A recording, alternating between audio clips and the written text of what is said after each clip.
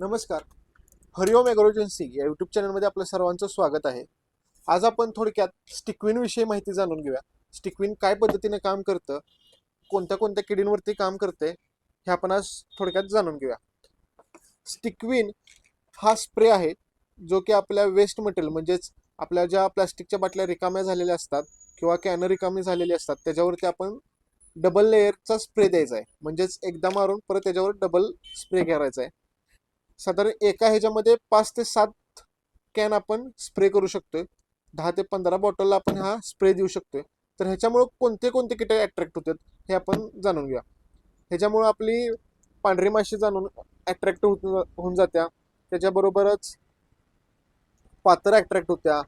नंतर डंक माशी जी म्हणतो आपण ती सुद्धा अट्रॅक्ट होत्या.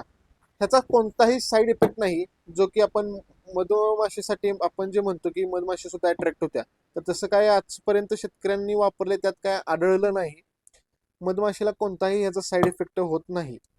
तुम्ही कलिंगडात, खरबूजमध्ये, टोमॅटोमध्ये, भाजीपाल्यामध्ये कोणत्याही पिकामध्ये आपण हा स्प्रे वापरू शकतोय. आंब्यामध्ये मेजर चालतोय.